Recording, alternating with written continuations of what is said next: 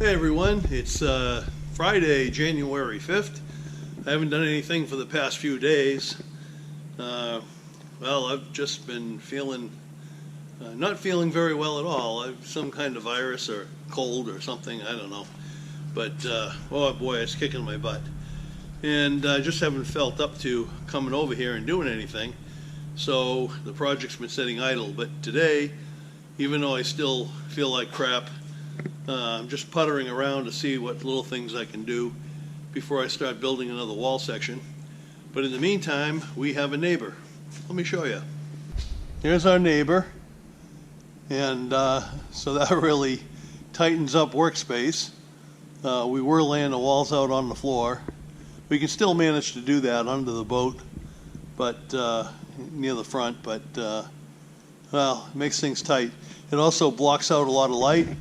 And the heater for the shop is on the other side, so the boat kind of blocks the heat. And so that just changes the dynamics, but we're just going to keep on plugging away. So when I left off, I put in those vertical pieces to support the header, and then I put the header in for the doorway. But there are some more pieces that have to go above the header, so I'm going to try to get that done today. And right now, you see a big gap right here in the front of the trailer, and that's because there's going to be a window in here.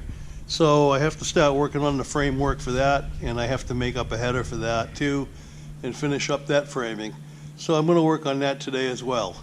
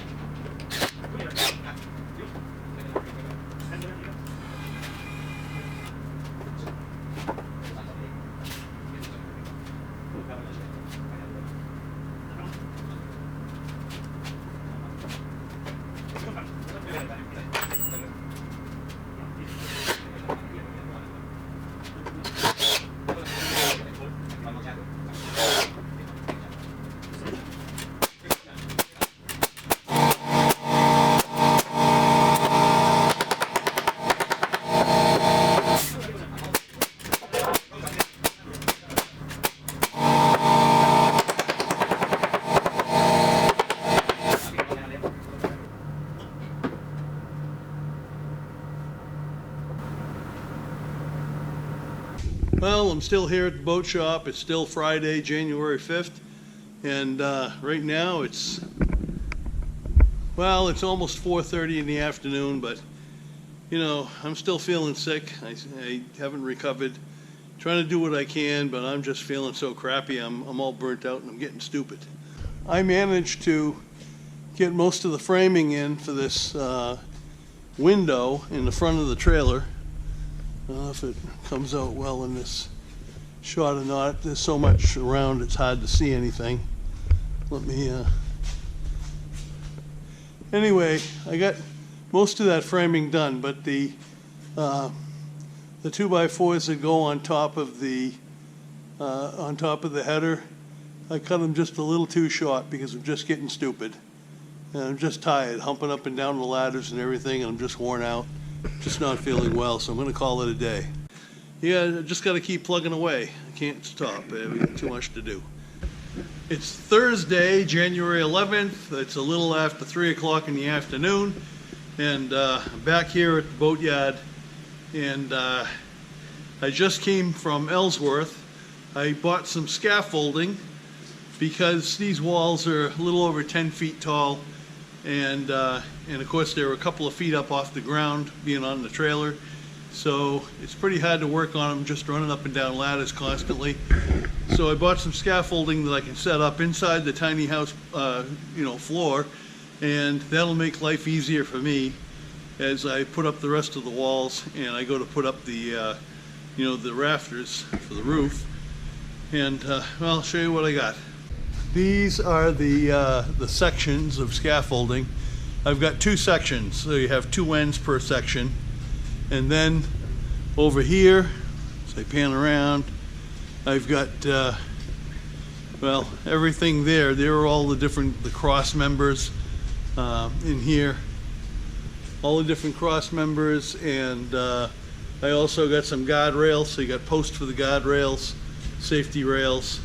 And they also came with these platforms that stretch across the scaffolding, and it came with 3 of those, so that ought to make life a little bit easier for me.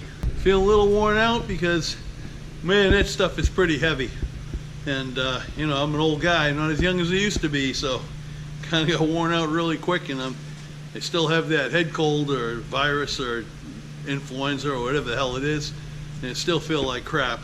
So that doesn't help any while I'm trying to do this. It would have been nice to have an extra set of hands, but well, I'm just by myself, so I just had to do it. So I did, and now I'm going to start getting to work. The other day I didn't get this on camera. Let me show you what I was up to. I cut away the diagonal bracing that was in front of the doorway, and I had finished putting the studs that go over the header at the doorway, and there's a good reason for that. Using mostly scraps, and end pieces and whatever, I put together this little landing and steps and stairs that are going to be in front of the doorway, so you can get up and down into the trailer just by using these steps and going through the doorway, and that saves a lot of humping up and down ladders, and it's just a little bit easier, especially when you're moving materials back and forth. So this actually took me a few hours to do it. I wasn't feeling very well, and I started getting stupid, and I had to stop and think what I was doing, but I got it done. And the planks that are used on this, they started out life as part of an old steam box that I had from my wooden boat shop, and then they became the strongback for my 18-foot pocket cruiser sailboat that's still under construction. But since the hull is already off the strongback and right side up, I no longer needed the strongback, so I disassembled it, and I had stacked these planks up for another use, and here they are. They came out handy for steps and the platform. So hey, I just keep reusing stuff, and I use screws. I didn't use nails, because when this is no longer needed, I can unscrew everything and I can reuse the wood for something else once again. Try to be frugal here. So while I was in Ellsworth, I went over to Harbor Freight. It's within a mile of Home Depot, and I bought this electric power planer, and the reason for that is I do have a nice small power planer. I have one that's made by Makita, but I use that on virgin wood, and it's in really nice shape. I want to keep it that way. Doing some rough carpentry, you might hit a nail or something. I don't want to mess up my Makita power planer, so while we're doing this build, this was only about $34. My Makita is considerably more expensive than that. So I don't want to mess it up, and if I mess up this one, it's not a big deal. I mean, I don't care. So here it is. It's just a piece of crap, but it'll get the job done. If you got to shave down a little bit. Some of these 2x4s, they get a little bit wonky, you know, and the wood's really crappy these days, and sometimes you need to keep everything nice and level and smooth. You got to shave a little off here and there, and so to do a nice job, that's what the power planer is for. A little extra work than you used to have to do when we used to get good wood, but I call this stuff pretzel wood. But hey, cheap planer, if it craps out, it breaks or whatever, I hit something with it and it self-destructs, I'm not worried about it. I still have my good Makita. So well, 34 bucks, let's see how long it lasts. Well, we're styling now. I got the steps in place. Now it's going to be a whole lot easier going up and down from the floor into the tiny house. It just makes life a whole lot easier.